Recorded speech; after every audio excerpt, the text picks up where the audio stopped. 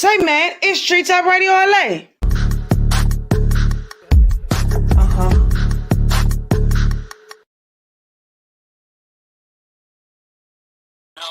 their mind.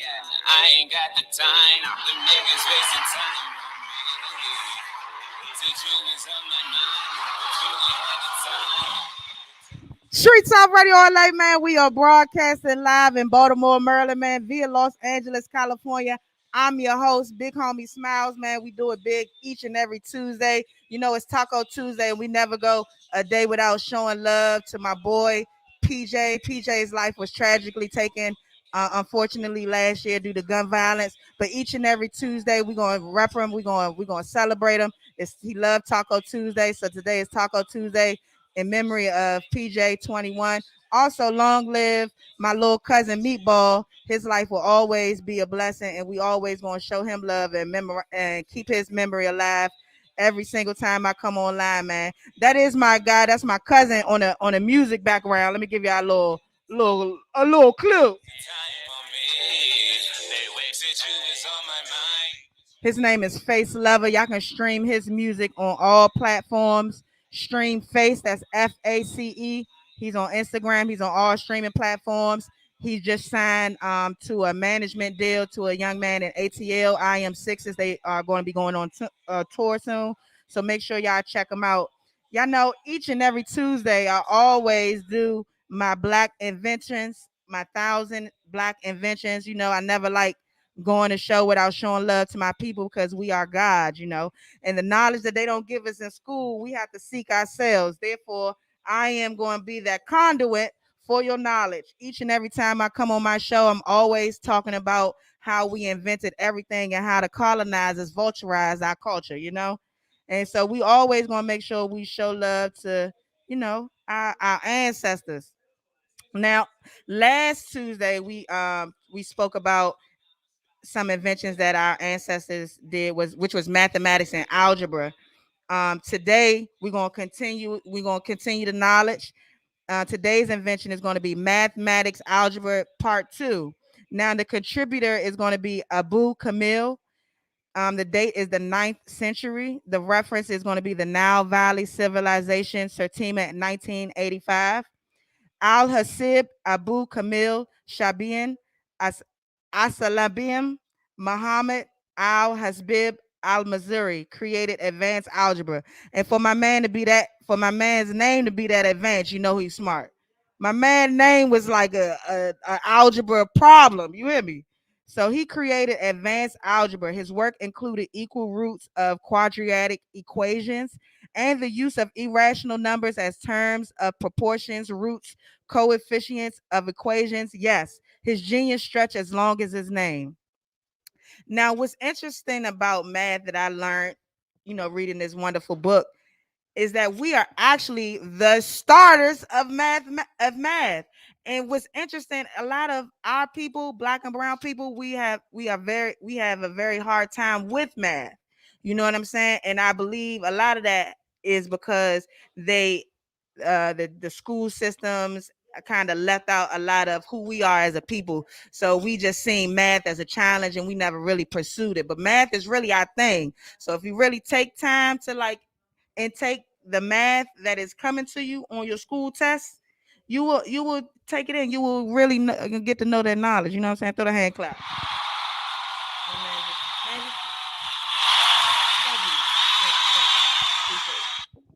All right.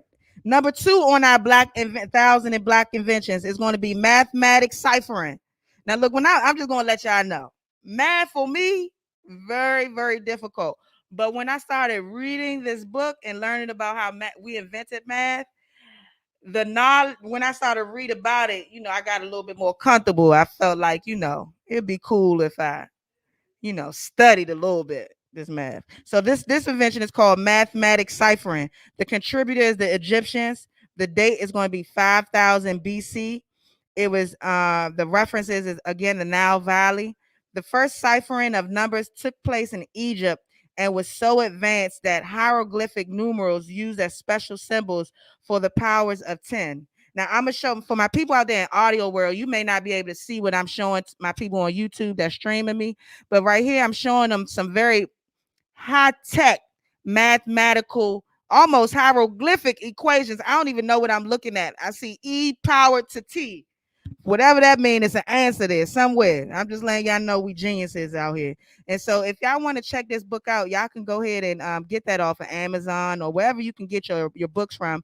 This actually came distributed out of Washington, D.C., Southeast. Southeast. Southeast. Southeast. You know what I'm saying? The land of the milk and honey, you feel me?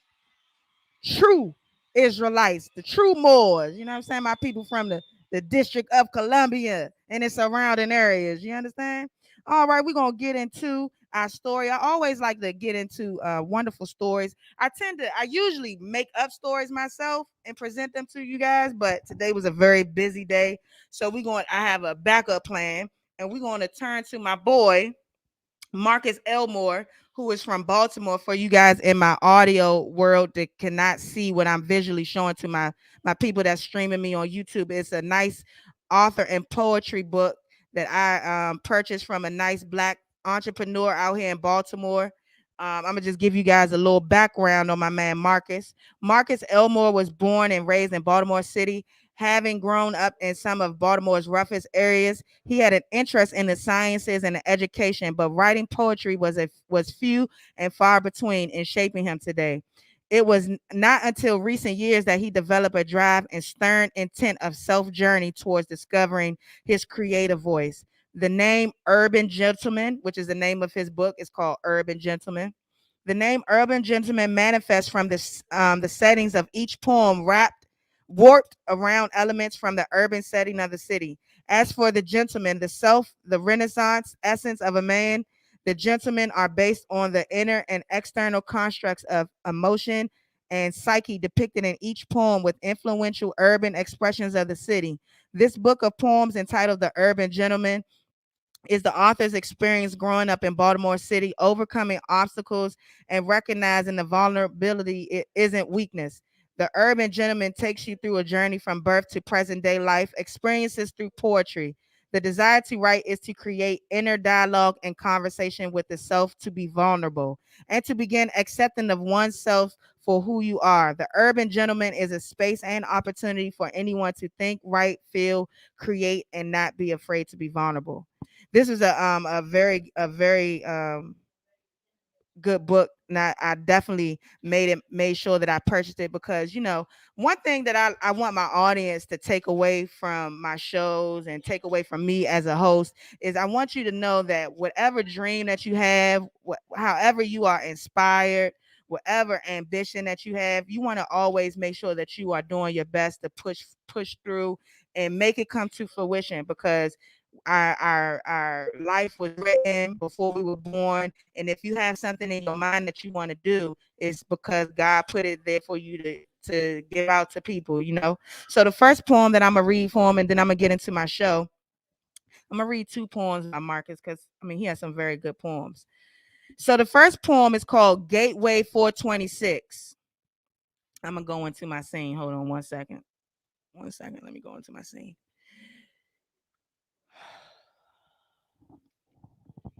And sing. Gateway 426. Train now arriving into gate 426. Destination MGE. The journey begins innocently accepted into a world unknown. A heartbeat, a pulse. I cry. I open my eyes for the first time, untainted by the energies of the world, unaware of the dangers that lie ahead. Divine timing. I have officially arrived. That was the end.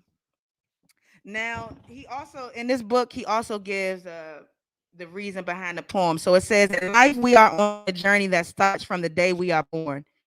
The day for me was April 26, 1991. I had no idea what this journey would entail. I would never imagine having a book of poems, yet alone an entire visual poetry project. In part of my path of vulnerability, I took a big leap of faith.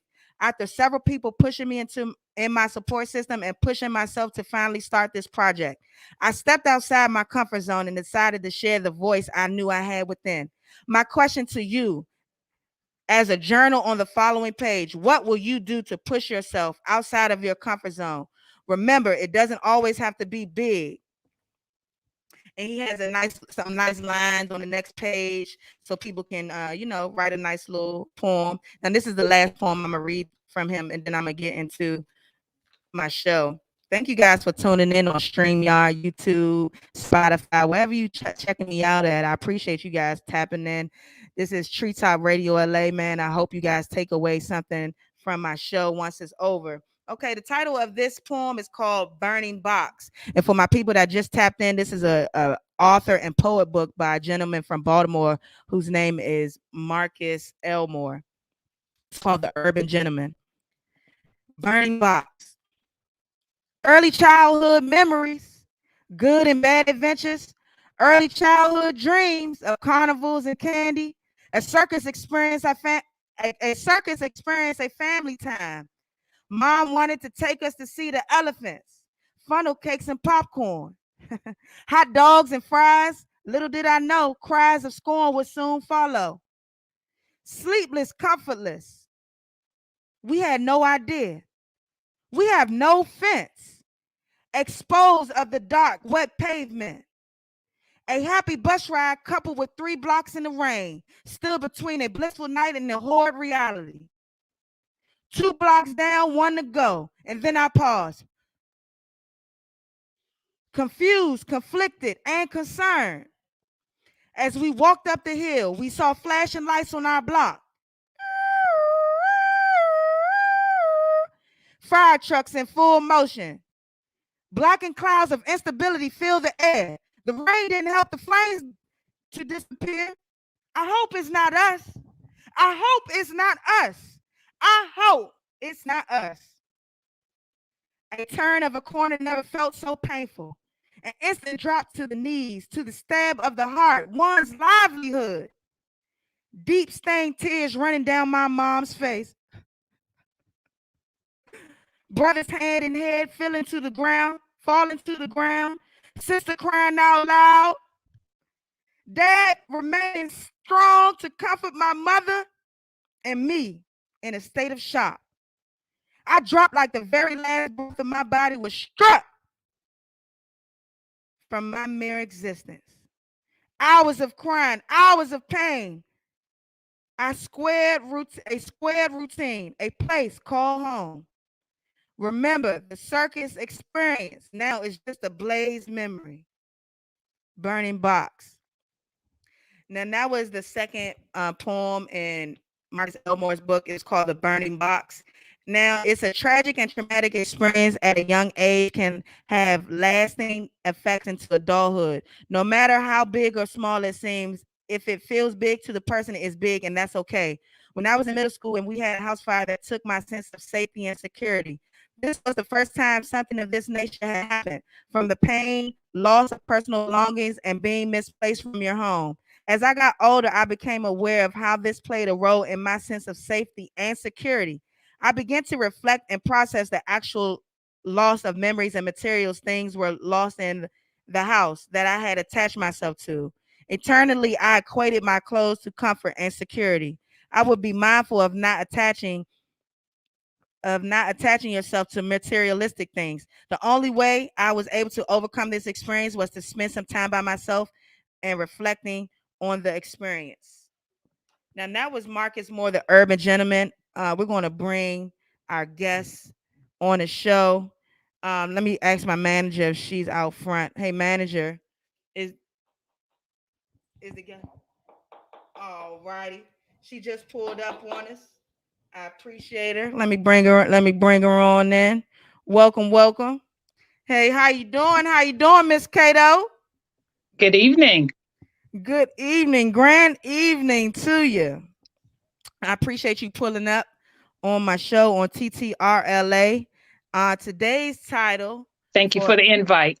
Oh, no problem. No problem. For those people who are just tuning in and catching up with us, I have a wonderful guest on the show. the lovely Miss Armida Cato, who is also my mom. The title of our show is going to be Motherhood, Our Modern Day Heroes. Now, the purpose of this episode is to shed light on the millions of mothers making sure their families are taken care of. Motherhood is our society's versions of women superheroes. Mothers can multitask like no other. They can take a lot of pain. They're always called upon for help. They solve problems, save, and make money. They are teachers, counselors, survivors, protesters. I mean, the list goes on. However, we don't give the mothers out there their just due. This episode, I want to spotlight moms across the world and talk about the wonderful things that moms do for their families. Now, mothers are like superheroes, actually, in the eyes of their children. They are really superheroes. And when I say mothers are like superheroes, especially in the eyes of their children, um, for me, myself being a child, I feel like when I seen my parents, I saw somebody who can do anything. I saw them as being people who I can depend on without a doubt to have my back. You feel me? So when I say moms are superheroes, that is what I mean. I mean, like, for children, in the sense of children wise, when I say that part, it means that children see their parents as the Avengers. Anything that a child feel like they need or want or can't handle, they go to their parent, and in the eyes of a child, it gets done. Now, it's a Jewish adage that says God could not be everywhere, and therefore He made mothers. How do you feel about that statement, Miss Cato? I believe God can be everywhere. So, and good mothers are just a supplement to the Most High. Okay. You don't want to take away from God. You still You want to give can't my take away man. from Yeah, God. that's right. That's right. You got to give him his just due. Now, it's another proverb. It says the mother is a school. If she is well. You're breaking up. I can't hear you. Okay. I have another proverb for you. It Can't says the hear you. mother. Can you hear me now? You sound like you're in a fishbowl. How about now? It's not clear. Something's going on with your mic. Something's going on with the mic? Yeah. Okay. Let me try to fix it here.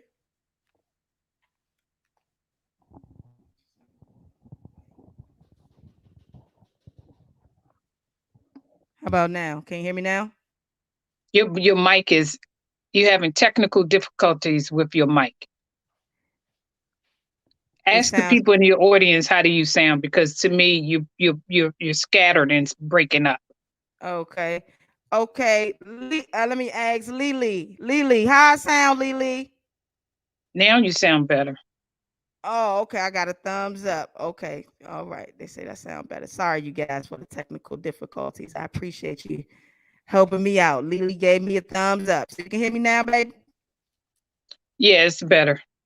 Okay. Maybe I should remove this. Let's take this off. How about that? Hold on 1 second. Let me go to commercial break. Commercial break. Commercial break. Hold on. Let me find my commercial. Dang. Hello, my name is Ahmed. Some of you may be wondering why Ahmed eyebrows is connected and so strong, and why is Ahmed nose so long, and why is Ahmed lips so wide. That is because Ahmed is God, and I've come here to tell you, make a rare appearance, because I got so much money, to make sure y'all tap in to TTRLA, 4 p.m. Pacific, 7 p.m. East. All right, there we go. How about now, Miss Cato? How we sounding now? You cute. It sounds Okay, better. girl, I'm cute or whatever. You feel me? Now, this Arabic proverb says, "The mother is a school. If she is well learned, you are sure to build a nation." How do you feel about that proverb? You think that's true? If say repeat the proverb, you say it's an Arabic proverb. It's an Arabic proverb, and it puts it this way: the mother is a school. If she is well learned, you are sure to build a nation. That's true in a part, because some mothers aren't well learned, Mm. and you have Hello. had some wonderful children that have come from mothers who are not educated to society standards, Mm. and Right. still have created and sent out to society some great individuals. What about mothers who come from very poor um, beginnings Right. according to society standards, Right. right? Some who've not graduated high school don't make, you know, above average in income, but are great individuals, good Right. hearts, love God, and doing the best that they can. They can produce some incredible children. And Right. you have some very well educated mothers who have all that society can offer them and have yielded some of the worst human beings that society has to offer. Right. So it's Right. not based on education, it's not Mhm. based on wealth, it's based on who you are as an individual, your character, Mhm. and um, and for me, your connection with God. Amen. Amen. I like that. Now, when I looked at this proverb, Miss Cato, I saw it.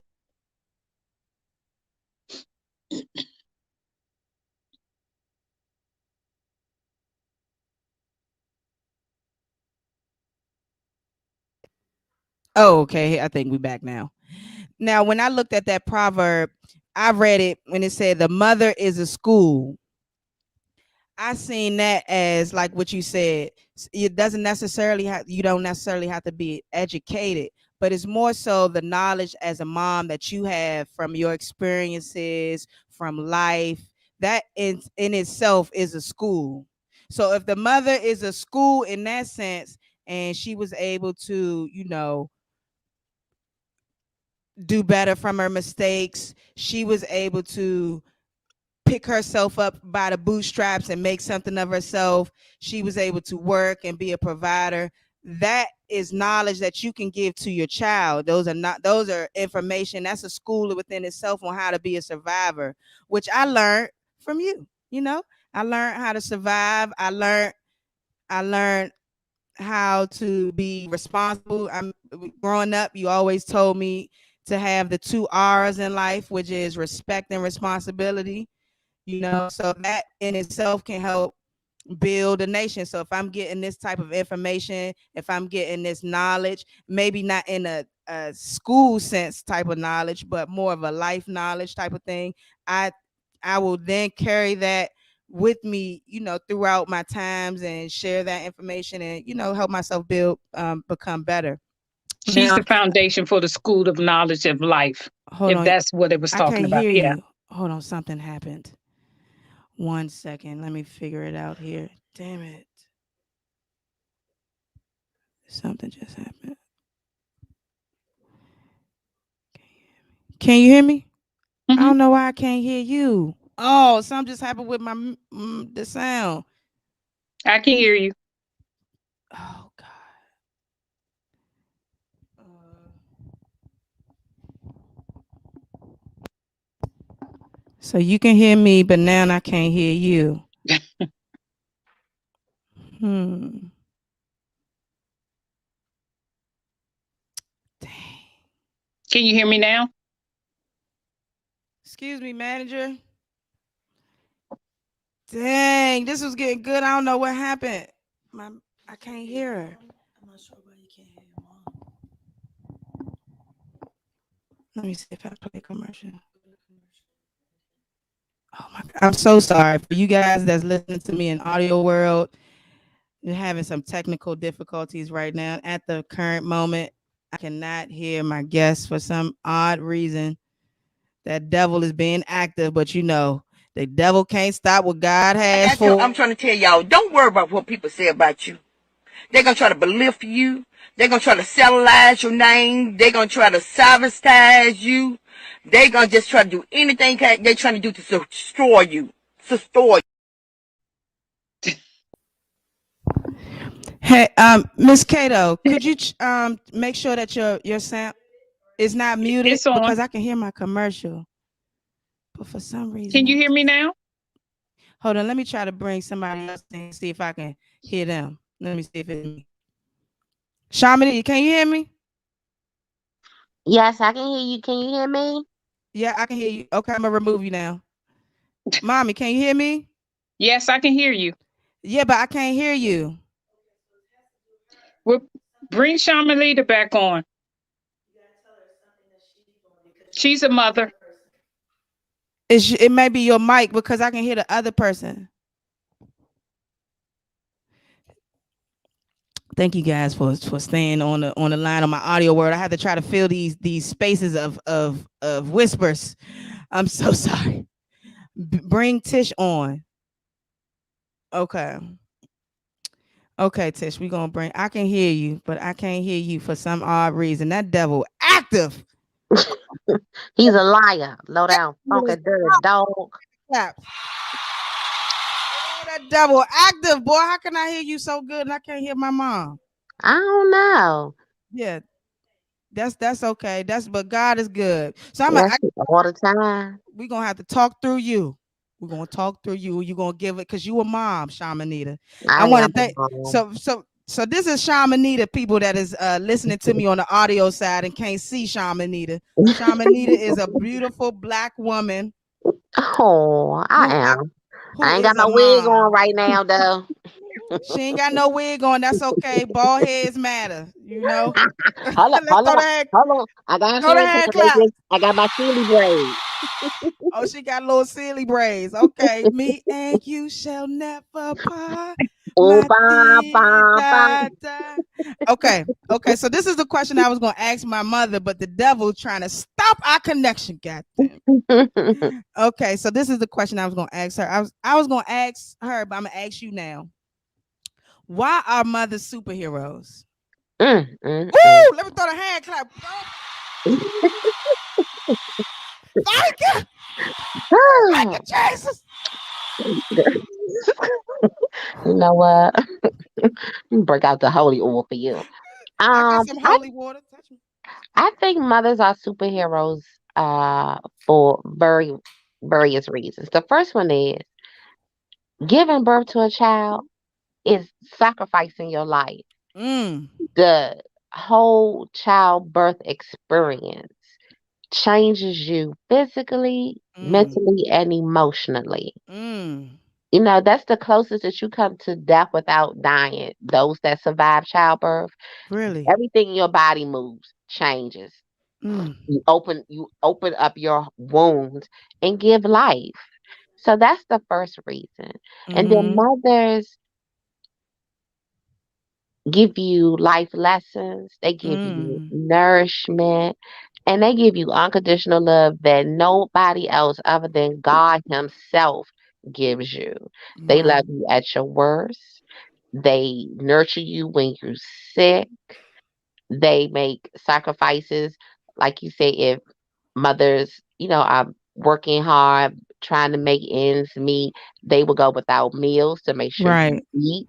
They will go without new things, necessities to make sure you have. So Right. that's why they're superheroes. And the best mothers are the Yeah. praying ones.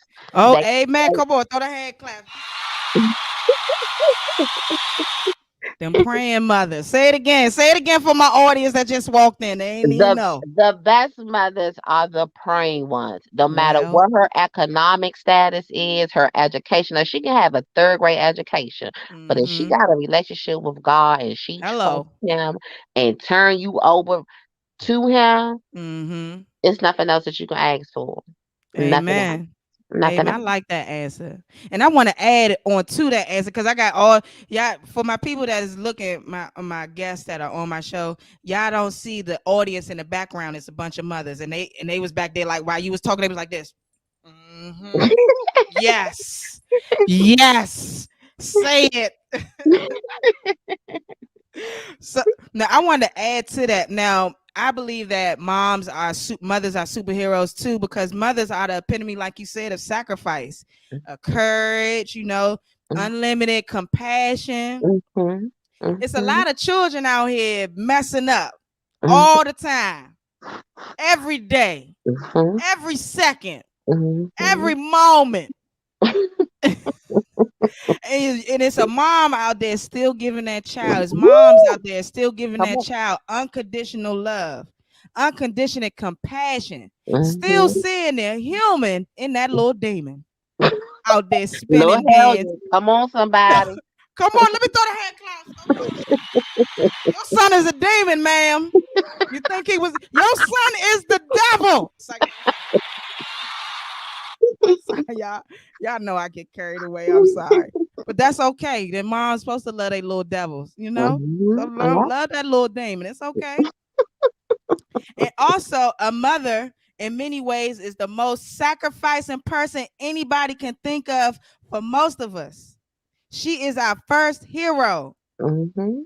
And we realize the this we only realize this only over the years as we see more of life and are mature enough to understand what it is to be a mom. And I'm speaking on myself, me being kind of not kind of let me go back because I was just about to go ahead and make an excuse. Okay, let me throw the hand claps because God working on me even as I talk.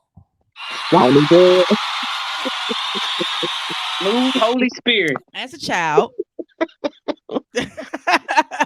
as a child, okay, I know my mother gonna love this.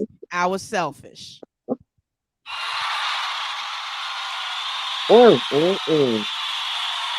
I was selfish. Let me say it again. Come As through, a Lord. child, Come through. Come I was through. selfish. Most children are. And the reason why I was selfish was because I wasn't mature enough in my mind to understand the type of sacrifices that a single mom, and this is no offense to my dad, God rest his soul, because he was still in my life, but they were separated. So she's single, mom raising her children. Okay. So as a single parent, raising two kids, is very difficult. And your kids eat up every motherfucking thing. Oop, I'm sorry. I'm so sorry. I got triggered. I'm gonna explain why I got triggered in a second. Okay, I got triggered. I triggered myself. They eat up everything without any like what is the word? What is the word I'm looking for? Forethought. Without any care, huh? Without any thoughts about tomorrow. It's like I'm hungry, so let me eat up every single thing in the refrigerator. Okay. And I'm only speaking of this because I was that kid. You know what I mean? I was that. I would wonder why my mother would, my mother would buy milk a lot. Let me just say, my mother would buy gallons of milk a lot. And I would wonder why she would always be cursing us out because we wanted to drink the milk. Now, as an adult, being uh, someone of a co-parent to someone who has children, you know what I mean? And me spending my own money and then the food be gone in like 3 days. Oh, baby. I see why my mother was screaming at me. Do you mean to tell me this gallon of milk I just bought yesterday is gone? Do you Hmm. mean that? But see, as you mature and as you become an adult and as you have your own and you doing things for yourself and you have little broke crumb snatchers, your little broke best friends that can't do nothing but look at you and ask for stuff. You start to realize, Always got their hand out. come on, oh, can I? But you start to see as an adult, your parents are sacrificing just so you can have. Mm-hmm. you know. So that's why moms are superheroes. That's why I had to add that onto what you said about sacrificing and about moms and things like that, because I think children are very unaware, or if they are aware, they really don't even care. You know what I'm saying? It can be very selfish in their own wants and needs when moms Mm-hmm. have to kind of put their dreams to the backside, and kind of put all of their needs and wants to the backside just to provide for children is an amazing thing. And that's not to say, that's not to take away from kids, because of course it's probably some kid watching this show or watching streaming me and be like, well, I ain't asked my mother to have me. Well, she did. And you're here. So you got to be more cognizant of, just parents and them sacrificing and not being selfish brats. There's a lot of brats out here that, parents do a lot for, and they're not, you know, appreciative. I was one of them. I was a little brat growing up. You feel me? I was a brat. Honestly, I didn't really have no understanding of money and sacrificing and things of that nature, Shamanita. So I did those things. Okay, I know I was there. I know you was there. And let me just say this for your audience who's listening to you. Yes. Your mother was a single mom, divorced, struggling to raise you and your brother. Hmm. She worked full time. She Right. went to school full time to finish her bachelor's, Come to on. to get her to go in to get her master's, and Amen. to set an example for you all how important education was. Right. She tried to show y'all things in life, like Hmm. even with your brother when um she gave him his coming to manhood ceremony. I Right. forgot what it's Right. called. What's it called? It's called the coming to manhood ceremony. We gonna stick with that one. We gonna stick with that. But We gonna yeah, stick with listen, that one. the struggle never it didn't end because her main priority and focus was to show y'all what y'all need to do Right. to be good and productive citizens and to give y'all the footing to do that without the struggle. She Right. struggled to put y'all in a position so y'all wouldn't have to, where y'all could Right. just pick up and carry the torch and just get better. Right. And that's what Amen. mothers do. Yeah, was it frustrating? Hell yeah. Was Right. it tiresome? Hell yeah. Were y'all Right. thankless? Hell yeah. But Right. that didn't stop her grind. That Now didn't stop one her day, grind, and she kept grinding, and she kept doing what she was supposed to. I want to shout out Black Cornman, who was in the audience in the back. Thank you for popping out on us, Black Cornman. For you, I'm gonna just give you a quick update. This show is about motherhood. It's about how we as kids need to show our mothers more appreciation and be more appreciative of the moms out there. I call them my modern day heroes. Black Corman is my co-host. I'm gonna bring him in right quick, right quick. This is my co-host. Yeah. Let's go. What it do? You know how to find me real quick on a quick tip. That's the co-host. You know what I'm saying? And so, where's um, your mother, Shamanita? Let her back in. She said she out. she out. Let her back in. Oh, dang! I forgot. I got my bad. Hold up. I don't see her. Where's she What's at? going on with the headband? We got a Uh, green screen What's headband. up, Corn? I don't have my wig on. She No, pulled she me in talking the about middle of the he talking about mine. He podcast. talking about my headband. I Tell her, thought you tell talking her about she got click the link. Tell her, text her, click the link. I don't see her in here. I just see Pep, Kimmy, somebody named Vaughn, I'm my gonna tell her click cousin. We the ain't link. got Vaughn in here and shit. We got We King Vaughn, moving. RP King Vaughn, Vaughn, Vaughn. Now, and then my shaman need to text my mother. But that's what we was talking about, Black Corn. I'm gonna put you on mute though, Black Corn man. For sure. You know what I mean? All right. Now the next question, Shamanita, is what makes being a mom hard? What makes being a mom hard? What Okay. makes being a mom hard? Uh-oh, Shamanita done rolled out. Shamanita gone. Okay, okay, Black Corn man. Hold up. I got another mother. I got another mother in the building. I'm gonna bring her on this mug. No, okay. She shook her head. No, she shook her head. Hell no. Okay, there go my mother. There go my mother. Hold on. Let's bring her back. Okay, say something, baby. Can you hear me? Hey, throw that clap.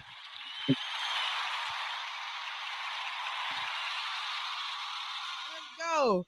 Now, the gentleman that you see is my co-host, mommy. This is Black Corman. Now, I'm glad. Shamanita.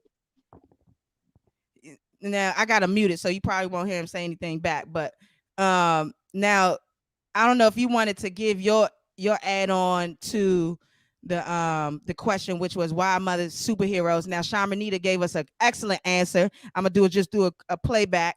Her playback on the answer was moms are superheroes because they sacrifice. They almost die giving birth to us. For the people that survive, you are a miracle, baby. They work 10 jobs. Got to turn on the lights. They feed us. They give us knowledge. Even though we selfish and unappreciative, they still keep grinding. And you gave me all you could. You sacrificed. You got your bachelor's degree. You went back to college. You went back to school, got some more schooling. Then after you finished that school, you went to some more schooling for the school you went to. You know what I'm saying? It's about sacrifices. Now, my next question that I have is what makes being a mom hard, Miss Cato? What makes being a mom hard? Not being appreciated. Mm. I mean, really, it really boils down to that. So if you when you started earlier, you were talking about what moms do, the sacrifices and stuff we make. So I'm gonna equate that to God the Father. Okay. He created us. He created us for his worship and for his glory. Mm-hmm. And like you said, with mothers, we would sacrifice our life for you. With Right. God, he sacrificed his life for us. There's Right. nothing that he will not do for us. And Mm. only thing he asks is for us to give him thanksgiving, give him praise, give him glory. Mm-hmm. Right. And so Right. the same with mothers. We just want to be thankful for the sacrifices that we've made in this life for our children. Just some sort of appreciation. You can never Right. give us what we've given you because we've given you life. And my Hello. sister spoke everything. I agree with everything that my sister said. That's the closest we come to death. But you are children. I used to think children were designed to be selfish. The Mm. reason they're designed to be selfish is because we don't teach them the value and appreciation. We don't teach them Mm. the reason that we're here to and exist. And it Mm. depends on what you believe in. Some people Mm. don't have that kind of relationship with God. I Right. I do now. I didn't have the kind of relationship that I have now with God. Had Amen. I would have reared you all a different way. Mm. But I gave you what I knew at that time. I know Mm-hmm. better. I do better now. So Right. I understand now that I exist to worship the Father. Amen. I exist not to please the flesh, but to Mm. please the Father in spirit. So when you live and you're taught to please the flesh, you become unthankful, ungrateful, and Mm. you strive to please the flesh. But when you Mm. are taught to please the Father, you sacrifice the flesh. You know there's no goodness in the flesh, and that your Right. thanksgiving, your joy comes from giving, comes from serving, and those things go back to the glory and the Father. So it depends on how you see your life and how you want to view your life and how you want to Right. walk in this life. But I now know now that my pleasure comes from glorifying the Lord, pleasing Mm. the Lord. And so that's what I try to live my life by now. So even as adults, that you all can see a difference in me Right. than when I was then. Because when I Absolutely. was a mother, young mother, I was I wanted to please the flesh. Right. And so I moved differently. Right. Had I n- been in the mindset that I'm in now, Right. I would have moved differently. Mm-hmm. So um that's my basis. So being thankful. But do you teach your children what Thanksgiving is all about? Is it Mm, being thankful to the Father for what God has provided us, how He has taken care of us, how He's created safety for us, how He's right. given His life for us? Or do we rear our children that will It's the be Pilgrims and the appreciative Indians. of materialistic Right. things? Is Mm-hmm. that the driver? Because if you're always searching for materialistic things to please you, you would never be pleased. Right. You would never be able to please the flesh. But when Right. you when you're striving for spiritual um appreciation and Mm-hmm. thanksgiving, there's satisfaction in that, because Right. then your service is not your own, but your service becomes that of others. How can I Mm. help others? But in discernment, right? But Mm-hmm. how can I help others? How can I let my walk, my service, my talk be service that God gets the glory? It's a Right. different kind of movement when you're Mm-hmm. moving, pleasing the flesh and pleasing the most high. I like that answer. Let's throw the hand claps. Girl, that was a heavenly answer. Hold on, let me let my black core man. Let black core man, what you guys say about that black core man? Yo, I love the answer. I just got a question. Like, I'm just curious, and my question is more just in general to mothers. But Mm-hmm. do you think that there's a time where a mom should, I don't want to say apologize, but kind of apologize for the mistakes that she may have made as a younger mom to the children? I like Yes, that one. I've apologized to my children. I've Mm-hmm. apologized to my daughter, and I've Yep. apologized to my son for the things that I had control over. Just in just the space that I was in, I had to talk to them as when they became adults to understand, like, look, I didn't do things right. Mm-hmm. And here's Mhm. the reason why I didn't do things right. It's not an excuse, but I'm sorry. Because Mm-hmm. had my environment been different, had my relationship with their father, who was my Yeah. husband, would have been different. Our relationship with God Right. would have been different. Right. Um, we would have done things different. I made Right. mistakes as a mother, Mm-hmm. and I had to have that conversation with Sabrina. I had to Mm-hmm. have that We've had conversation it. with Mark. And Mm-hmm. yeah, no, I say I had to have that Oh. conversation with you all. Mm-hmm. That's the countryness coming out in me.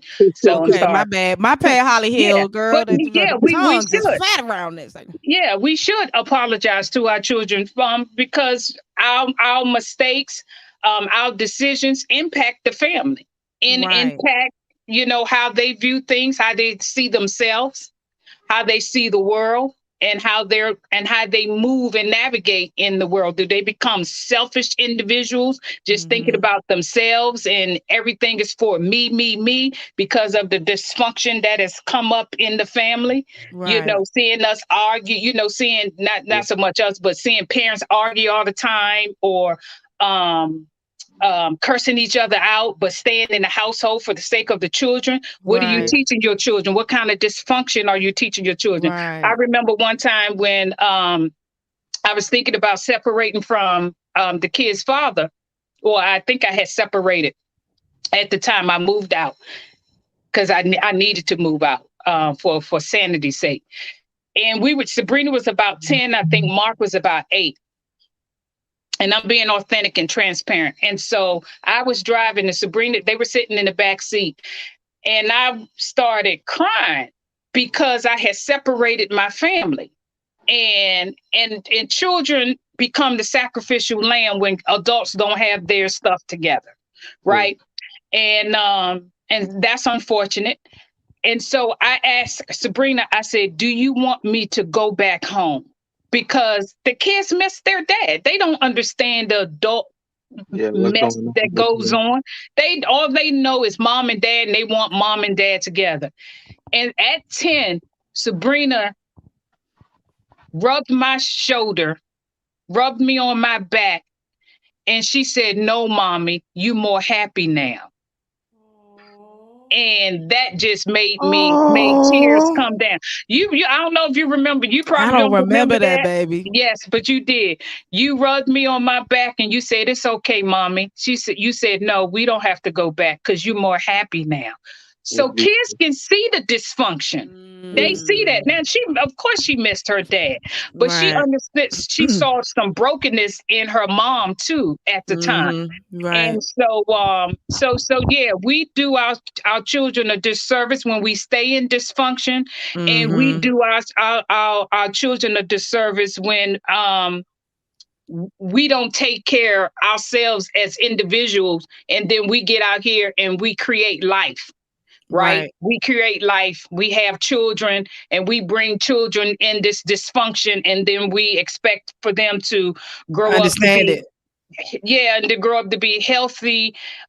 They can become healthy individuals, Right. but we want them to be healthy individuals, functioning mentally, spiritually, emotionally, and they just become functional. Like some people become what, like a functional Functional depression. alcoholic. Oh They yeah. become functional dysfunction individuals Right. Functional dysfunction. Oh, I like that. until we start dealing with the dysfunction in ourselves and in Right. our family line. We have to heal, and we Right. don't want to talk about healing because healing is painful, and healing makes you take a good look at yourself Mm-hmm. in the mirror. And Right. until we and look, I'm in my 50s, right? Looking good, And boo. and I'm truly, for the first time, truly going on my healing journey. And it Mm. took a lot of things happen in my life to bring me at this point, and to start really asking, what is my purpose here, God? Why do I exist? Mm. Because the more I tried to please myself by shopping, trying to find the right relationship, and everything that had to do with pleasing me and pleasing the flesh was never satisfying.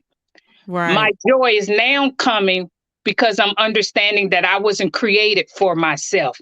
I was Right. created for the Father, and to Right. do things. My life is to help serve and to do things that bring Him glory. Right. That's giving me satisfaction and making me a more healthy human being. Right. I like that. And I like that question, Black Corman, because when me and my mom had our conversation, I was in my I believe in my maybe early 30s, late 20s.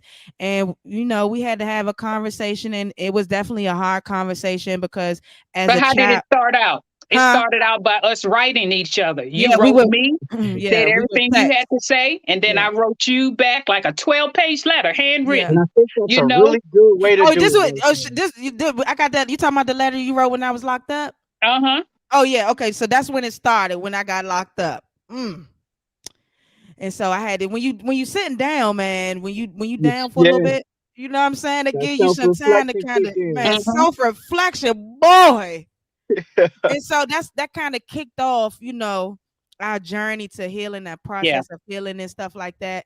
And so when we was able to kind of get to the point where we were able to talk face to face, it was very healing in a sense where I felt like a lot of the wrongs that I had felt as a child that I felt like I had gotten done by, it kind of it was explained, and the way I saw it Understand, you wasn't got an really, understanding of you it know what from I'm her saying, probably wasn't side. really Yeah. how it was. Mhm. And so Yeah. I feel Because like, we hide, because we don't tell the whole story, because I wanted them to have a good relationship with their dad, and I wanted them to have their relationship based on their interaction with their dad and not from my viewpoint, right? right, And so I allowed that to happen, and in doing that he created an image of me that was not um genuine, that was not 100%.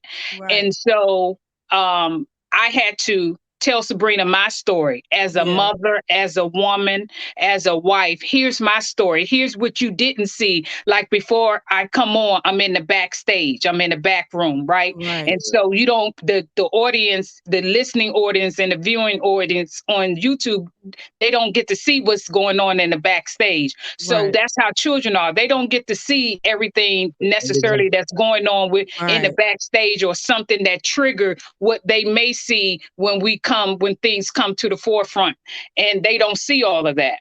And Right. so I had to have that conversation with her and was like, here are the things that I went through as a woman, as a Mm-hmm. wife, that you didn't get to see, that I hid and I protected from y'all, but it affected me as a Right. woman. It affected my mothering ability. Right.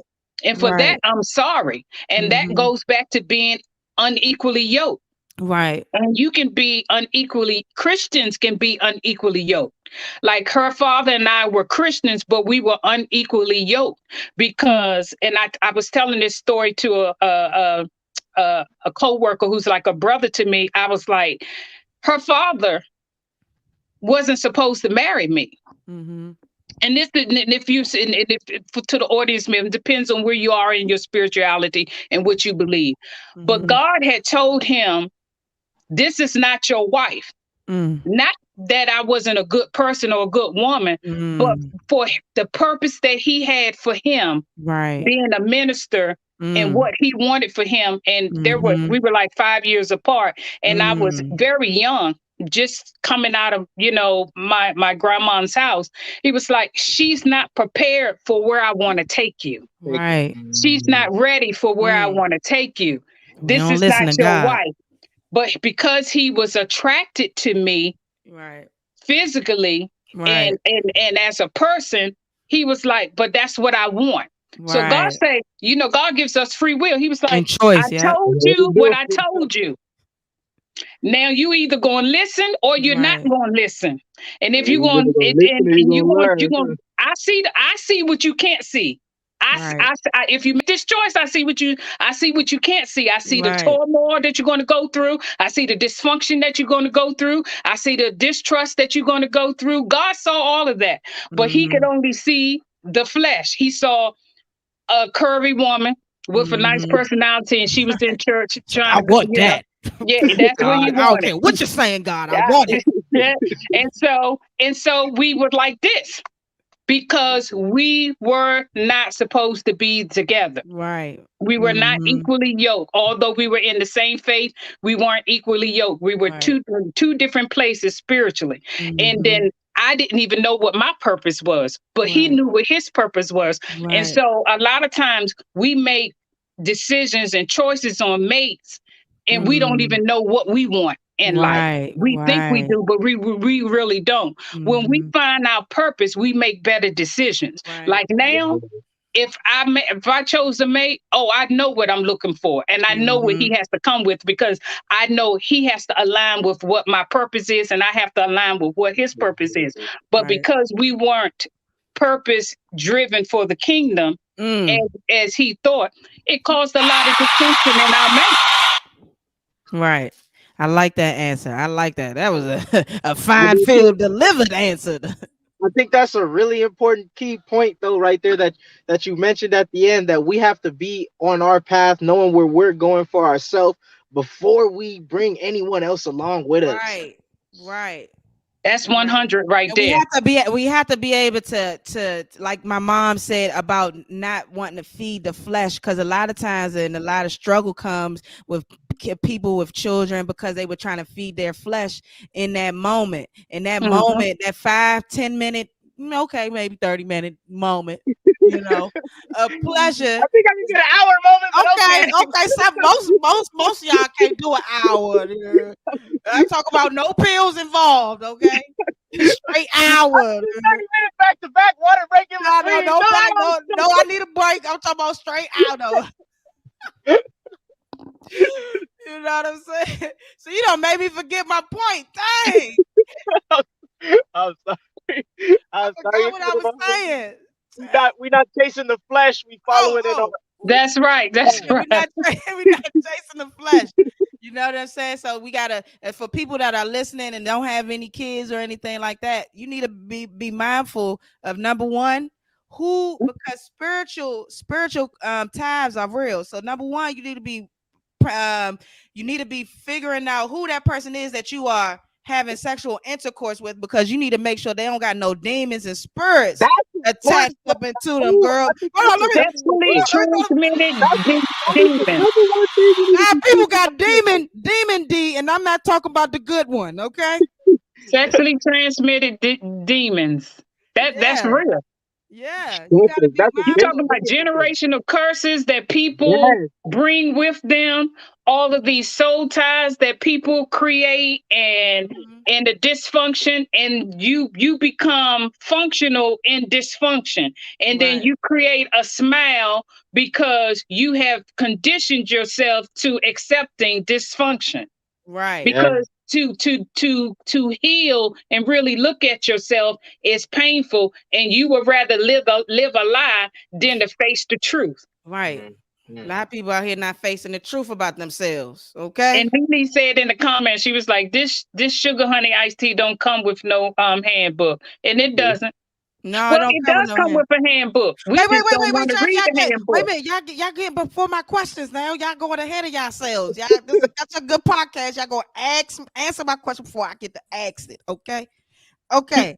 Now my next question. Okay. Okay. Before I'm gonna read the question, but I want you to answer because I'm gonna give my answer. Then you let me know how on point I am. Okay. Hmm. Okay. So this question is, what are the duties of a mother? Now, before you say, I took initiative because it's my research and my podcast, and I was like, if I was a mom, what would be my daggone duties?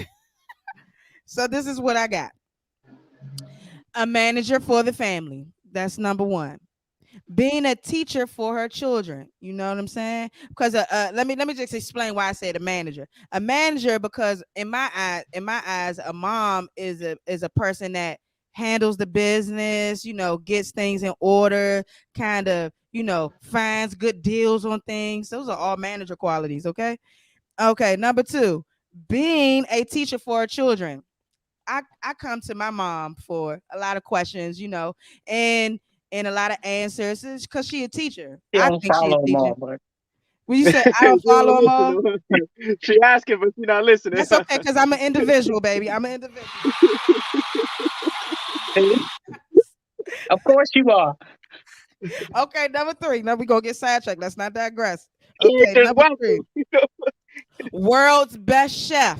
Okay, because my mom know how to throw down, baby. He Okay, does. skirt, skirt, throw down on the ones and twos. You hear me? Number 4, household nurse. Okay. Because let me tell you about this time that I don't know if I told my mother this, but the truth is coming out today. Oh Uh-oh. Lord. Okay. So my mother, my household nurse, because there's one time, right? Okay, I told my mother that I was running up the stairs and tripped and fell. That's how I chipped my tooth. But the truthful answer was I was on my skateboard trying to skate down a hill when it was icy. I got scared. Like I didn't commit to the first hill when I chipped my tooth. The second hill that hurt my leg, I still ain't learned my lesson, obviously. So I didn't really chip my mom. I'm telling you the truth right now. I don't know why God just told me to just stop blurting out truths. I don't know what's wrong with him.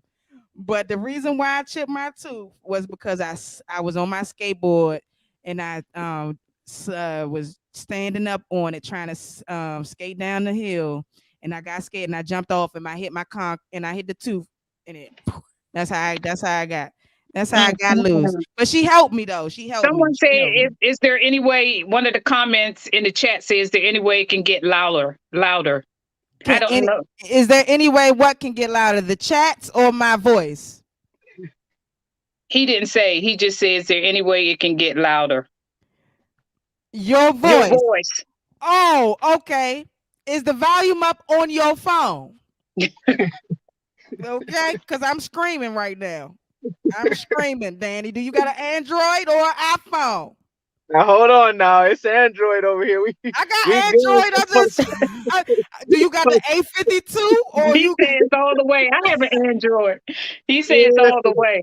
I'm sorry, Danny. I don't know what to tell you. You just gotta listen a little harder, baby. Listen a little harder. I appreciate you being in the comment section, though.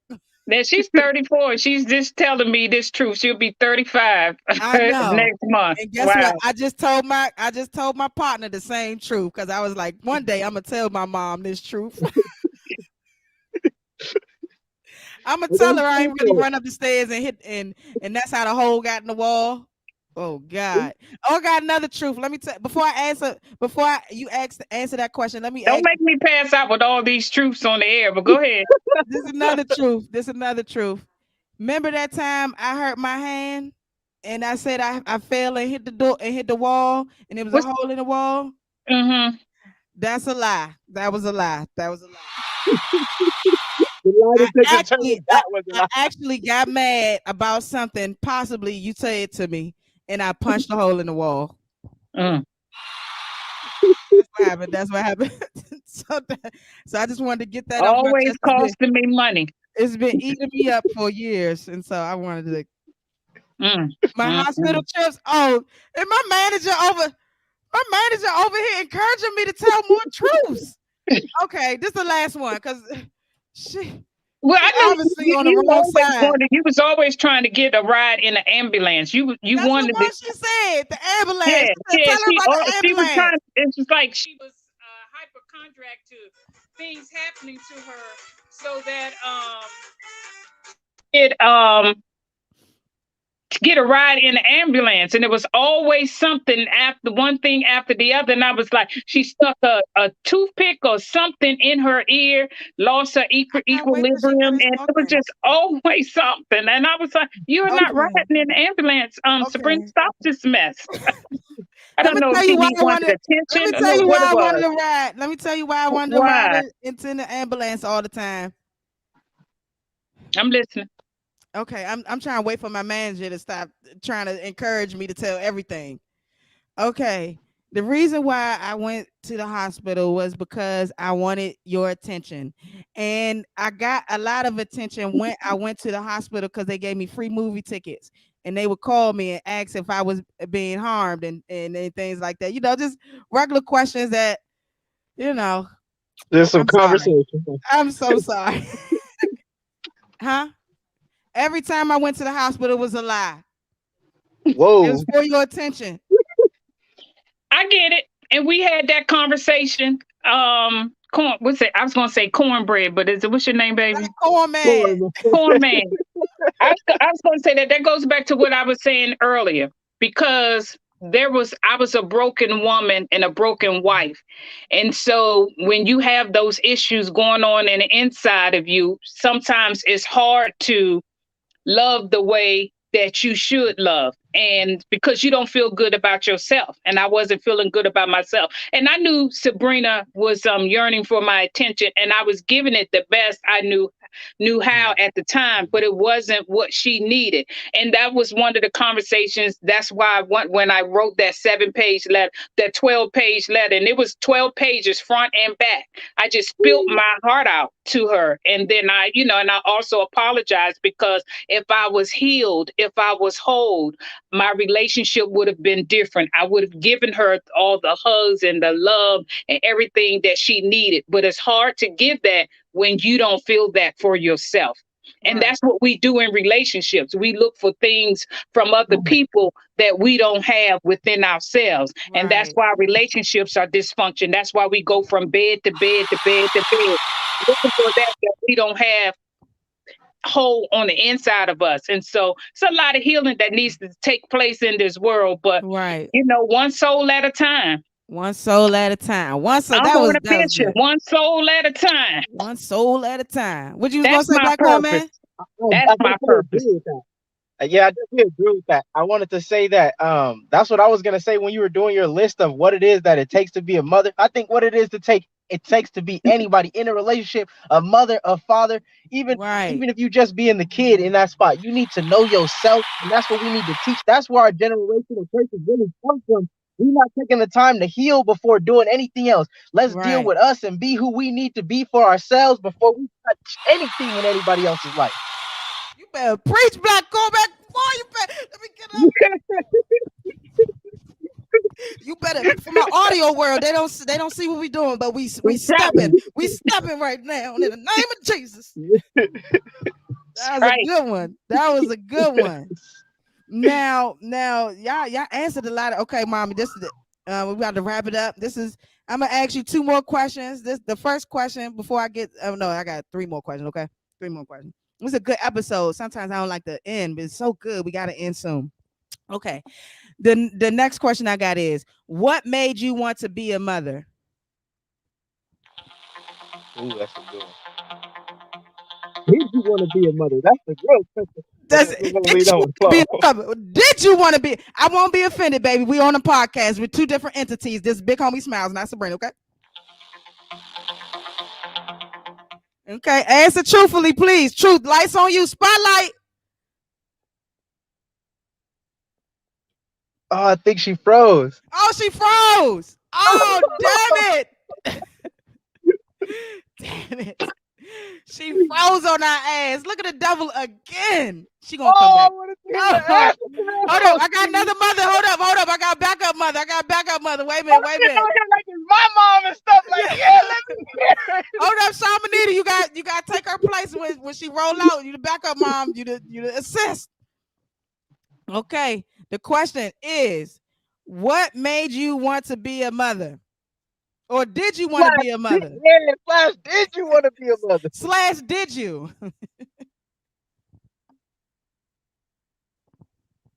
Oh, we muted. She muted. She muted. You muted? She muted? Hold up. Let me figure out why she muted. Okay, I was muted. I'm back. I'm here. Oh, okay. God bless you. Okay. In all honesty, initially I didn't want to be one. Mm-hmm. And the reason why, Mm-hmm. um, I help raise my nieces and nephews. Mm-hmm. I help raise my first three godchildren. They lived with me for like the first 3 or 4 years of their life. Mm-hmm. And it was one of the hardest jobs I thought. This is when I was in my late 20s, early Right. 30s. It's one of the hardest jobs in my life. Right. And I was like, this ain't for me. I loved what I was doing because I was helping them out and family Right. members out who was going through struggles, addiction, whatever, mental health. But when they was in a position to get their children back, I was happy about it. And no, Take these little seriously. niggas. And I was like, oh yeah, that's enough for me. Um, and then just in life, the different things, the crime, um, pedophilia, Mm, um, bullying. I was like, I'm not fit to be nobody's mom. My mental wouldn't be right, right. So I didn't want to. I was afraid. But then as I got older, and I thought my year that that year of childbirth had passed me, it Mm. didn't. God gave me a child at 40, Oh, and wow. I was better prepared Right. mentally and Right. emotionally, and Right. I understood the process better, and it's the Mm. best thing that ever happened to me. I actually And got five even more questions. Sorry. and it's a big difference when I was helping raise my nieces and nephews and my godchildren, and then Mm-hmm. having my own. Yeah. It was a difference. I love Right. them, and I would give my life to them, but my child Mm-hmm. changed my whole perception. It's a love Mm. that I didn't New exist. experience with them that I have Right. for him. It is Oh, just different. So I got you. yeah, And my initially I mom didn't said choose to that be was a her mother. same answer. I was like motherhood, get the deuces. It wasn't Get for the me. deuces right. My mom, Miss Cato, is that your same answer as well? Can you hear Uh, me? yeah, I can hear you. Black Corn Man had to go back to work, so that's probably why Oh, okay. he I left like up. Black Uh-huh. Corn Man. Me Uh-huh. too. First So Elote man in LA, if y'all out South Central. my answer is very similar. I was raising my nieces and nephews, and they were leaving them in the house with me while I was a teenager, and I wanted to go out and do what teenagers do. And I was like, I am not having no children. Right. I didn't want any children because I raised them. It was like five of them in the house. I raised them, Mm. and they would have the babies and leave them in the house with me. And I was trying to run track, be a cheerleader, volleyball practice and stuff Dang. like that. Had babies are leaving with you? I'm gonna I have a mean, baby. Me to go and watch her. yeah, Droopy, Nunu, Shay, Red, Travis, Jamal, all of them. I was about five, six of them I was raising. So, Wow. and then I was 18 when I was met your dad. Right. What 19, and then the Mhm. next thing I know, we I'm doing what we here. weren't supposed to be doing, having Right. sex, and I got pregnant. You was throwing them rocks. I heard you was throwing them rocks at his window, trying to get him to come downstairs. That's what I heard. No, didn't do none of That's what that. I heard, boo. Boo Mm-mm, boo. mm-mm. You was Uh-uh. throwing them rocks at the I had I had two best friends wanting me at the same time, and one I didn't even know his best friend liked me, and then but I was attracted to your dad, and the best friend wanted me, and they end up not talk. They were childhood You best stop being friends. my godfather off that. You the man don't really want to be my damn godfather. I ain't had nothing to do with that, you know. Forget my And so, godchild. yep. After we got me, he was in the wedding and all. After he got married, he stood next to your dad. After he got married, that was it. He left the church and everything. He was like, "I Dang, am you not out Move. here being." changing man's lives. He done went down the road. He left the church. He He left the said, church. forget God. No, he went to another church. He left that church. He went to another church. He was like, God So, daddy, if you're out there, I still love you, bro. Okay. but no, I didn't want any children. I You didn't didn't want want any any children. children. That's right. Okay. I mean, it's most moms don't, But but I wasn't gonna marry your father. Yeah, I know. I heard you After got I forced wasn't into gonna that. marry I your heard you father, got then forced I into ended up that. getting pregnant. And I was Yeah. like, okay, the church said, do the right thing. He's a Yeah. minister. I'm Yeah. telling the truth. I'm telling the Tell secrets the of truth, the girl. church. Let it out. He was a minister. He was a minister. And the church family, they didn't look at me or what I wanted. It Mhm. became all about him, his ministry, and how he would look to the church family and preaching when he was out fornicating, creating children Out of wedlock. out of wedlock. So Right. we end up getting married. So I wouldn't have give Uh, birth to a bastard child. So we oh end up God, getting I would have been a bastard child. been a bad. You almost was a bastard child, Almost honey. was a bastard child. Dang it. And look, when we was going to the church, my dad, when we was in the limousine, my father, I was 4 months pregnant when I got married to Sabrina's father. My father we was in the limousine. He said, "You ready?" He said, "Do you want to really do this?" And my response was not that, "Oh God, Daddy, I love him. That's my husband. I want to marry him." I said, "Daddy, too many people at the church. Let's go." Oh Lord, you ain't want to embarrass nobody. I Poor didn't want to baby. embarrass. We did already set the date. We not gonna go. You're not gonna embarrass God and these I wonderful was like, people at too the many church. people at the church. Let's go. Just tell the driver to go. Let's go. Gosh. And Sabrina was born. Welcome, welcome, February 2nd. 5 months later, Sabrina was born. And it's been wonderful ever since. That's what we're gonna say. We're gonna keep it that way, okay? Would you change that? Wait, can I ask? Would you Go change it? ahead. Would you have Go ahead. told Would your you dad change it? to drive you somewhere else? Like, Would you no, tell we're them to not gonna skirt do it. skirt? I would have said, just feed the people and tell them to take their gifts back. And I'm taking this dress off, and I'm just gonna have them raise my child. And raise my bastard baby. I I just she's gonna raise my bastard baby. Now that's the somebody would God's have loved honest me like truth. they own. Somebody would have loved me like I was theirs. I would have loved you. You would have been straight. He Yeah, I would would have have been loved you. straight. You would have been Yeah. straight. University. That's right. That's right. Okay, my next question, because y'all was getting ahead of yourselves. Y'all good. This is a good guess. Y'all smart. It's maybe because y'all older. Y'all asking my questions that I've already written down. Like how y'all know. Okay. So the next question is gonna be what's something people should know about being a mother. Oh yeah, y'all already answered that. I was Wait, gonna wait, I say want to say something about that. I okay, think go ahead. something about that. The answer that she gave earlier, I really liked it, where she was talking Mhm. about how she learned how much love she really had. I think that's something that people really confuse about children. They think they're gonna give birth to somebody that's gonna give them an unconditional love, and Right. I have two kids myself, and it's more like you learn about having unconditional love more than you get it. It's but that having it still teaches you just as much as getting it.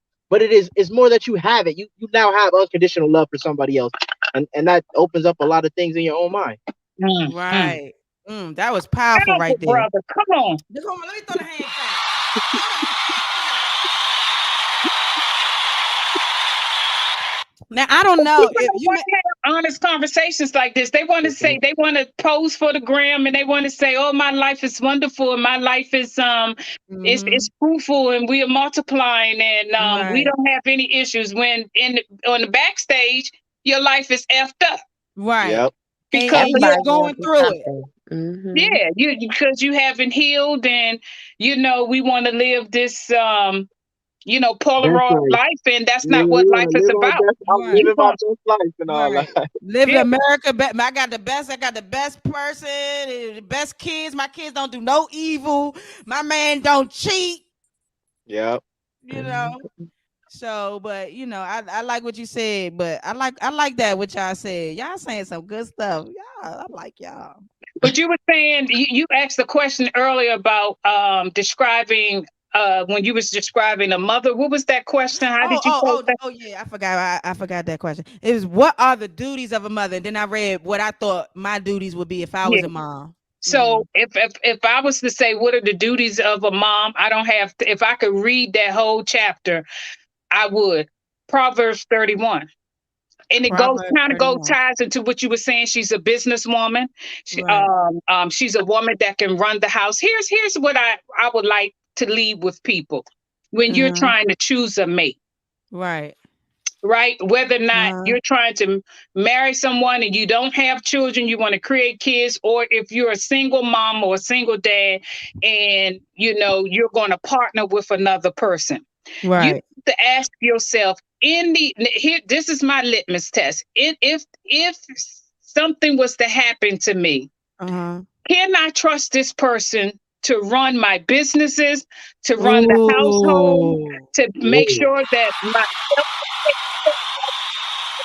alienate my children from not being able to see me, because I've seen that happen when Mm. that woman or that husband has Mm-hmm. complete control and power, right? Mm. And they can stop your children from Right. seeing you. For if you have outside children, right? They can Right. stop your children from being able to see you.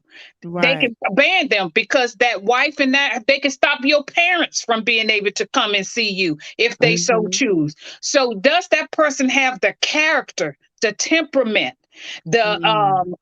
that you will want in the event something was to happen to you? Will they take care of your finances, or where they bleed you dry and put you off somewhere and go off with somebody else?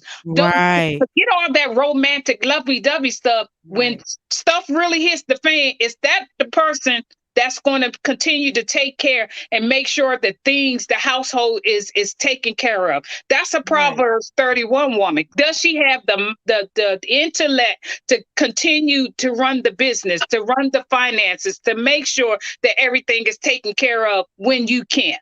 Right. And vice versa. Him, is he's going to make sure that my best interest and our best interest is taken care of when I Right. can't? Right. That's my litmus test. I can't. So I haven't found anybody that I can trust to Wow. that level. That's strong. That's a strong That was test. You deep. know what I mean? That That was got me deep. questioning my. That got me questioning my relationships. Like, hold on, can you take care of my kids? Wait a minute. Wait a Wait minute. a minute.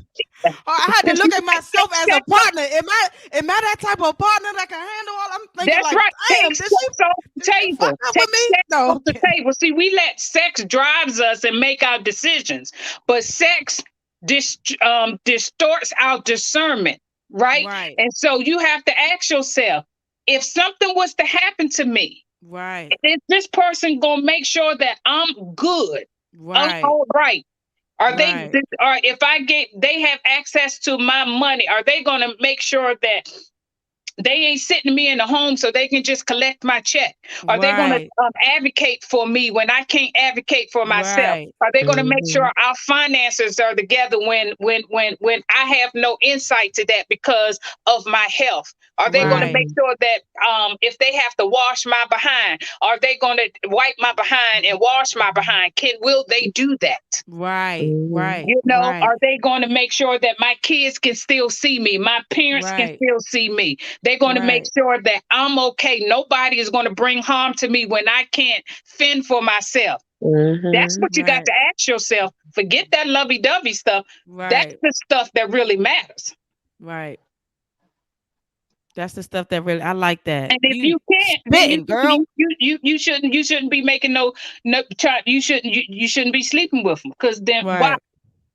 Because then you don't Right. love yourself, because you're saying I can't trust you to do right by me in the Right. event of, but I'm going to trust you with my body. Ooh, hold up. That temple.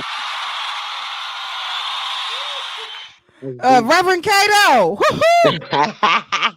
Girl, girl, we Girl, gotta he doing pay. something over here. He working on me. He Yeah, that's right. teaching me.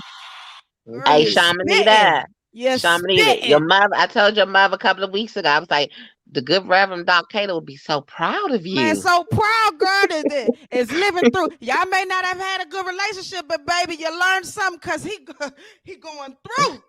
But let me Girl, tell that you Reverend what I said, Cato. what I did. I had a conversation with him. I didn't, and I'm not going to. With I, who? he With who? didn't With talk God on back. my daddy. With God on my daddy. Hold up. God on my daddy. He didn't talk back. But what I said to him was, I just, I just said to him, I said, I'm sorry that I wasn't the wife that you needed me to be Mm. when I was married to you. I said, but Wow. I wasn't prepared for the journey that God had for you. And I Mm. said, I'm sorry I wasn't able to be that wife for you, Mm. but may you rest in peace. So Amen. that was my conversation to him. Amen. And he sure is. He's speaking. He coming through. Both of us, girl. We over here giving sermons and coming to the Lord. Cause each and every day I gotta get a sermon. And when you send me those texts, girl, I'll be like, Good. thank you, Jesus. This thing going to hell. No, for real. Know what's gonna happen is gonna get a hold of her for real. She gonna keep playing with fire and then go Yeah. she gonna It's catch it already for real. got. Look, I've It's in her. already been called. It's It's already already. in her. You know, It's she you know, already. she just got in God's own time and you know, He working over. He doing it right now, baby. I'm mhm, out here evangelizing to the world. You know, we you know, bringing they're all mothers. kind of evangelists. You hear me? Mhm. You hear me? You know what I'm saying? If Kirk Franklin could twirl in the snow, why can't I give the world a little You know glow? what? You feel me? Throw the hand. You understand? Okay, my next question. The last and let me see here. You already answered that question because y'all smart. This my got smart guest. Y'all ask questions Are that you I've reading already wrote down. your comments in the section, your chats? Yeah, somebody said you spitting, and then I responded, Dylon, Dylon, Dylon, hot fire. Tell them I say thank you. Yeah, that was my man Vaughn who can't hear me. You know, Vaughn. Okay. Okay, this the last question. This the last question because I start lunching out when the podcast goes a little bit over the hour. Okay. Now, this the last question right here. It says, do you think it would be better for women to have kids in their mid-20s or in their 30s and up?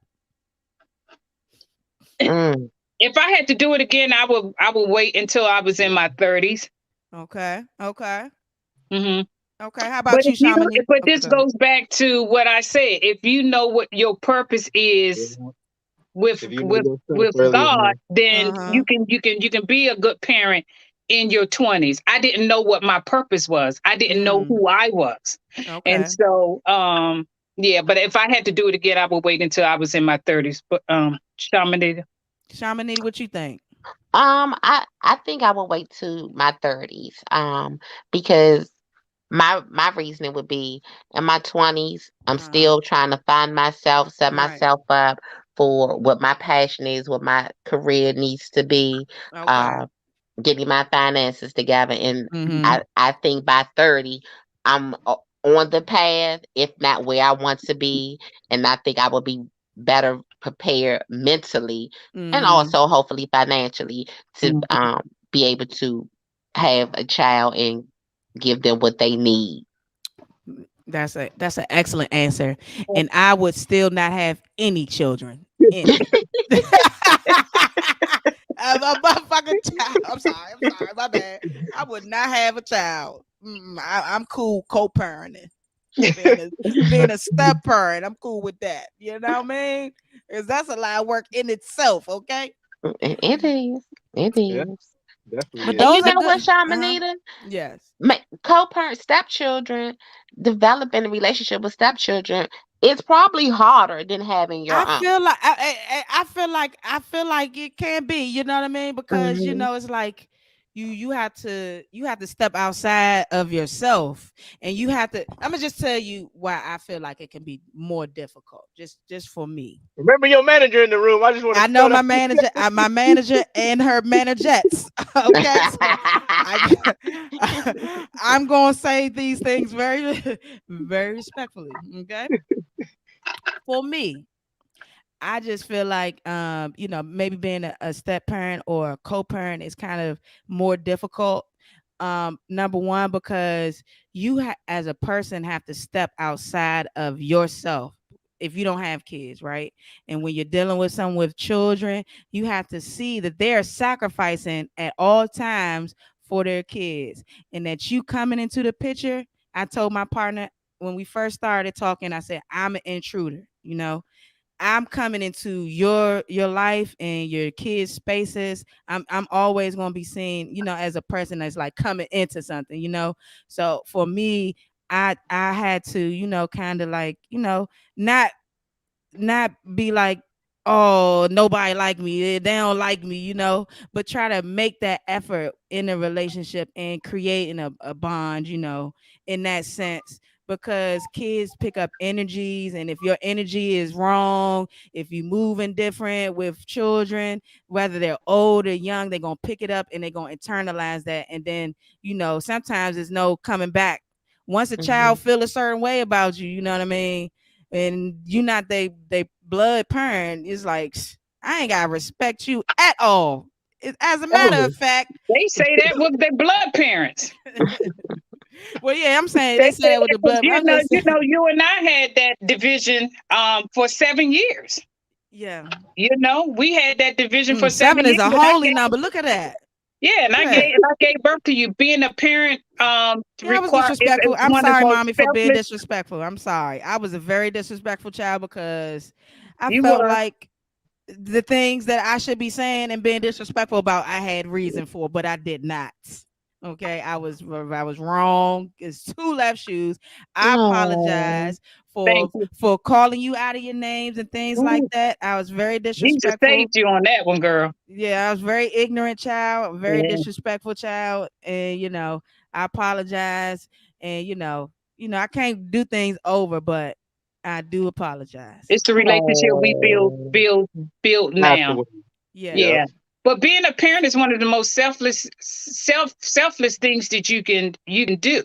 And yeah, and so it's a lot of work, and it goes back to again to what I said, how you raise your children. So it's not so much that, a step parent, kids respond to love.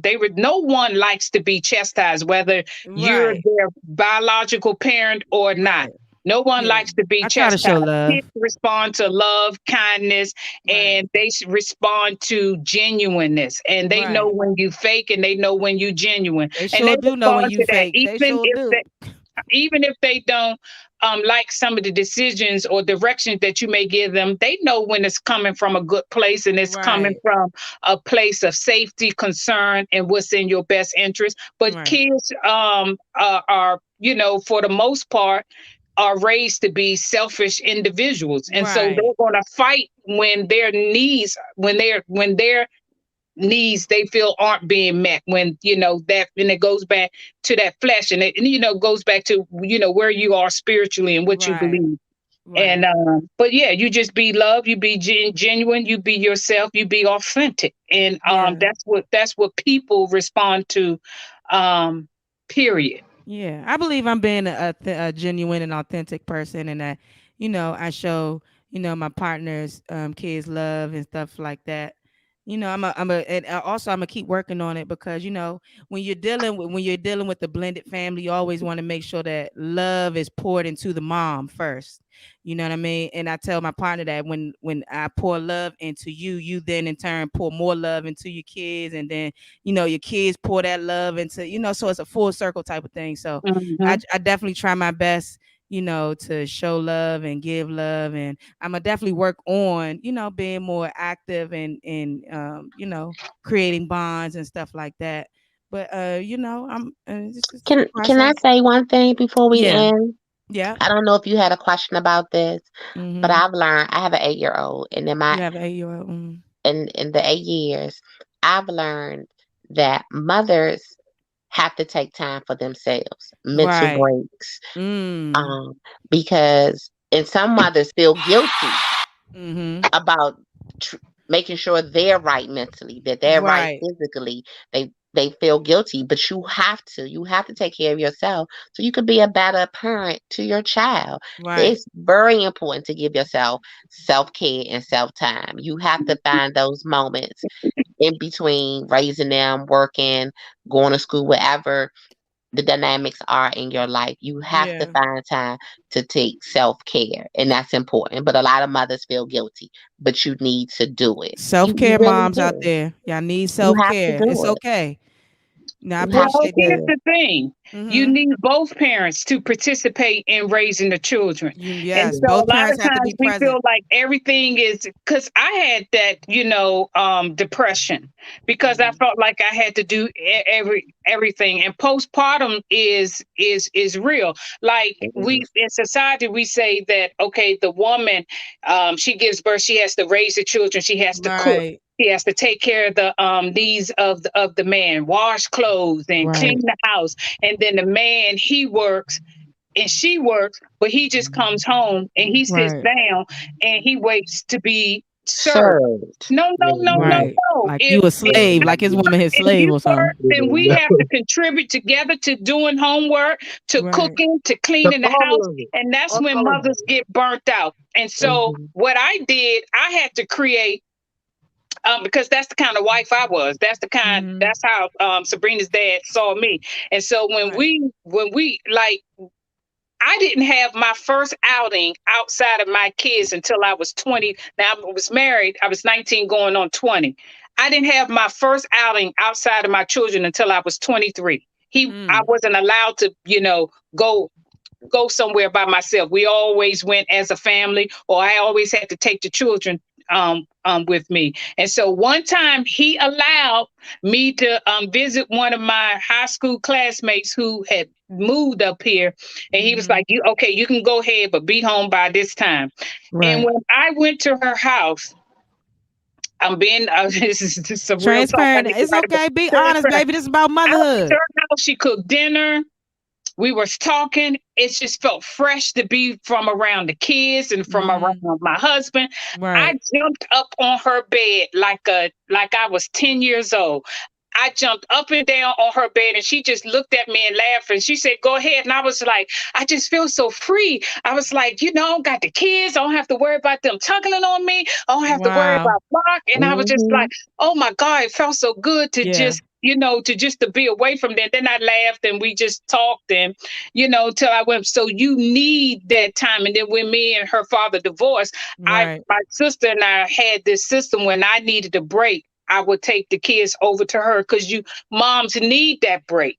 They Yeah. need that break. They need to be able to breathe. And so, when it says it takes a village, and especially if you're a single mom, when you become a single mom, single parent mom, it you really and the father is not really involved. You really need to create that system of support so you don't lose your mind, so that Right. you mentally, emotionally, spiritually strong, so that you know how to love on yourself. Because if you can't Mhm. love on yourself, you can't give that love to your children. Then your children Mm-hmm. go outside of the house looking for love in all the Mm. wrong Come on, places. And Yep. that's places. truly true. Yep. That's so Mhm. true. That's so Mhm. true. That is an excellent act. Yeah, y'all make me proud. Let's get a hand clap. That girl I'm Quincy. so proud of us today. We over here healing. We over here building relationships. Mhm. Mhm. We over here manifesting and elevating as women and black men, you know what I'm saying? Black cool Mhm. man. Y'all making me happy. This is a great episode. I truly appreciate you guys Let tapping me throw in. one thing in Oh, before you okay, end it. okay, okay, okay. Go ahead. Say your question. There's one thing I wanted to say in general about Mm-hmm. parents' relationship with kids, and I think it's for relationships in general, but also Yeah. with your child. I think that we need to just because in relationships you need to listen and have an understanding and be able to listen to something you may not want to hear. And I think parents, Mhm. as parents, we struggle with that a lot. But it's important because even though that child may not know everything that you know, they feel something some type of way, and that's on their mind. And if you Right. can't sit down and have an open discussion about how they feel and what they think, then Right. you're not you setting them up to fail the same way that you did. Yeah. Right. Yeah. Good. Right. And you have to and parent That and was two, good, and cool man. let me add something to that, and parents have to be willing to have those uncomfortable conversations with their Yeah. kids. You know what I'm saying? Because number one, a lot of times when a child feels like they have had a lot of trauma from a parent or parents, they feel like, things were horribly wrong, for whatever reason. You know what I'm saying? That's an uncomfortable conversation for a mom, especially because number one, you gave birth to your child, and then to have Hmm. your child come back and say, "Oh my God, you ruined my freaking life. You traumatized me. You freaking I didn't have no ability to be myself, mom." That can be kind of hard for a mom to hear, but moms, you have to have that conversation. You have to be willing to listen and hear your child say, "Hey mom, you traumatized me, okay? You screamed in my ear early in the morning, get up for school." I didn't do So that. I wouldn't miss the bus. so I wouldn't miss the bus. You know what I'm saying? So now every time somebody call my name, I pop up like the devil. You know what I'm saying? You gotta be willing to have those kind of conversations. It's okay, parents. It's moms. It's all right. It's okay if your daughter come to you and say, "Mom, you traumatized me." Yeah, my But as life. adult children, we also have to be willing to sit there and listen to the reasoning and the Yeah, understand and as be adult understanding children, we ourselves. have to be able to listen to and reasoning for the things and why the moms or dads took these actions. We not dads, we talking about moms. Why moms took these roles and these actions, we got to understand because as kids, if we was in our parents' shoes, we probably would fail horribly. Yes. You know what I'm saying? And my mom did a lot, and my partner, she's done a lot for her children. So I could not imagine. Look, my partner got 4 kids. I could not. Hello, Yeah. I could Give a not hand clap for that imagine taking care of four, feeding four. No, no, Mhm. You're no. I could. responsible for everything, their entire well-being. You're Yeah. So I responsible for salute these moms around individuals. the That's a world. lot. Yeah, That's it's a a Mhm. lot. lot, I man. think that's Moms another need important thing hand we got to claps, start telling people. huh? Say You're that the again, parent. Cornmeal. Yeah, I'm saying that was. I think that's another important thing we got to start telling our children or telling people as they're growing up is you're not raising a baby. You are raising another human being. You are Yeah, creating Mm-hmm. somebody and you are molding that person to be Mm-hmm. somebody. This is yeah, not Mhm. just a baby. I'm changing diapers. Oh, I got a kid. right. No, I'm creating somebody. Yeah, you're Yeah. Mhm. forming a human being to be a person in society. So that's Mhm. true. That is so true. So, mom, to you, I want to thank you for being a great, excellent mom. I want to thank you for sacrificing for me. I want to thank you for being able to have that conversation that we had, and I want to thank you for being a survivor.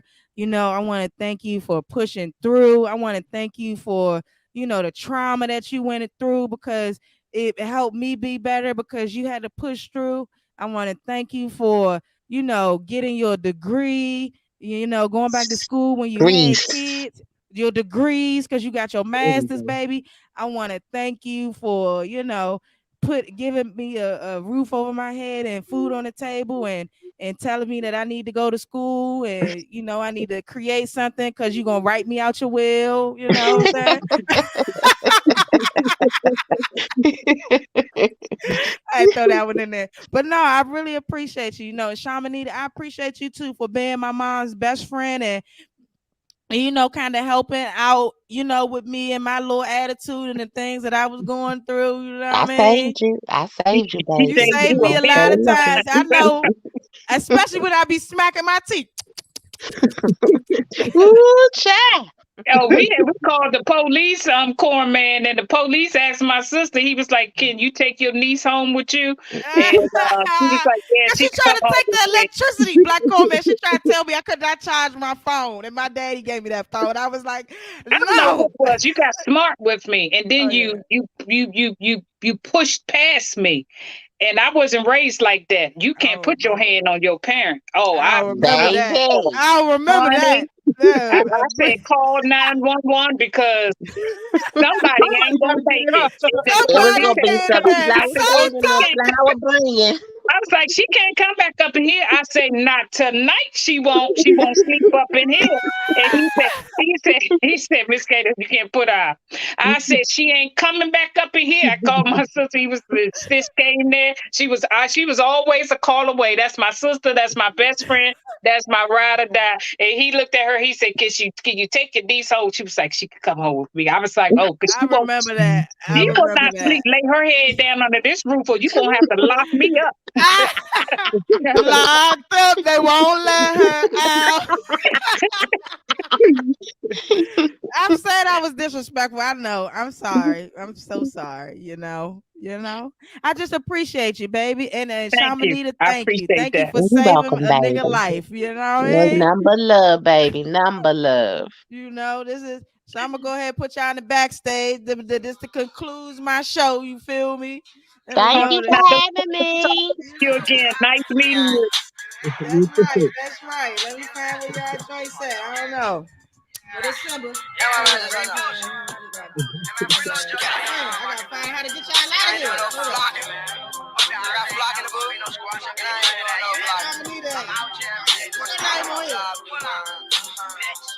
Okay. Hey man, y'all already know I never go a show without telling my wonderful woman that I love her. She is the reason why I am continuing to push forward and elevate to the highest. She is my other half, the equal yoke. Y'all heard on the show, you gotta be an equal yoke. You know what I mean?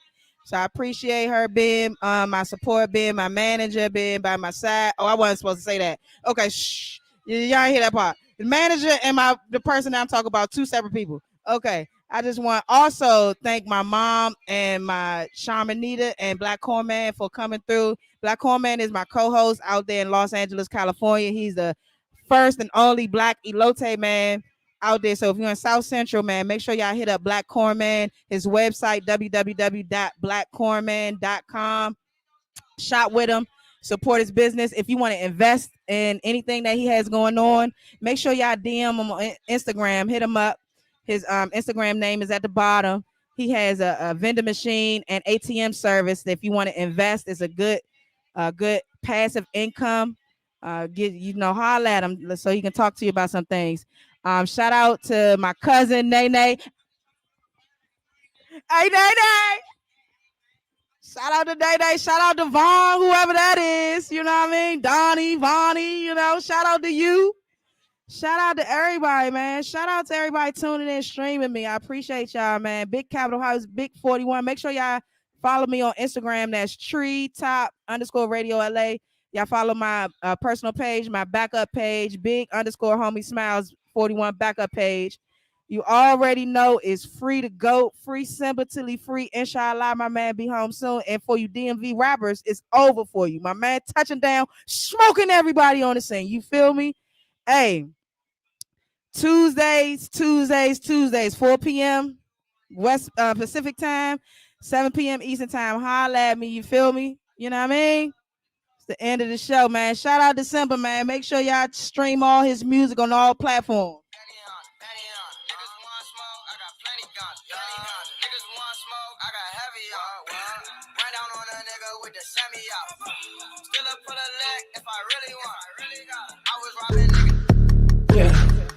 Say, man, it's Street Top Radio LA.